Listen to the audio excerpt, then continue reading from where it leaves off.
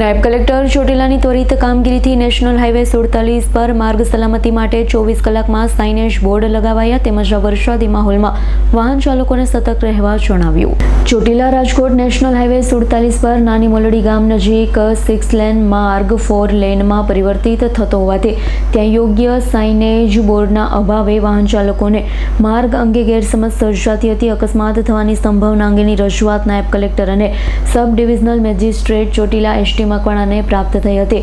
રજૂઆતને અત્યંત ગંભીરતાથી લઈ નાયબ કલેક્ટર શ્રી એસ.ટી. મકવાણાએ તાત્કાલિક નેશનલ હાઈવે ઓથોરિટીના ડેપ્યુટી એક્ઝિક્યુટિવ એન્જિનિયરને જરૂરી સૂચનાઓ આપી માર્ગ સલામતીના હિતમાં વિલંબ વિના કાર્યવાહી કરવા જણાવ્યું હતું। નાયબ કલેક્ટર શ્રીની સૂચનાના અનુસંધાને નેશનલ હાઈવે ઓથોરિટી દ્વારા માત્ર 24 કલાકની અંદર સ્થળ પર જરૂરી સાઇનેજ બોર્ડ સ્થાપિત કરવામાં આવ્યા। વાહન ચાલકોને લેન પરિવર્તનની પૂર્વ જાણકારી મળી રહે અને અકસ્માતોની સંભાવનામાં ઘટાડો થાય પ્રશાસન દ્વારા માર્ગ સલામતીને સર્વોચ્ચ પ્રાથમિકતા આપવામાં આવી રહી છે। જાહેર જનતાના હિત સાથે જોડાયેલી આવી રજૂઆત પર ત્વરિત અને અસરકારક કાર્યવાહી કરી સુરક્ષિત તથા સુવ્યવસ્થિત ટ્રાફિક વ્યવસ્થા સુનિશ્ચિત કરવા સતત પ્રયત્નશીલ રહેવાની નાયબ કલેક્ટર શ્રી એસ.ટી. મકવાણાએ ખાતરી વ્યક્ત કરી છે।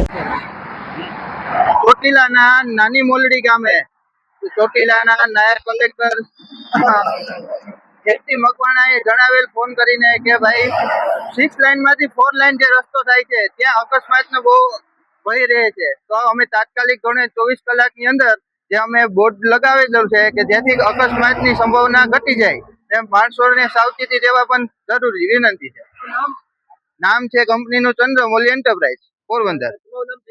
મારું નામ અંશોરા સ્નેહ હિતેશભાઈ। કલ્પેશ વાઢેરનો રિપોર્ટ S9 ન્યૂઝ સુરેન્દ્રનગર। અમારી તમામ માહિતીથી અપડેટ રહેવા માટે જોડાયેલા રહો S9 ન્યૂઝ સાથે।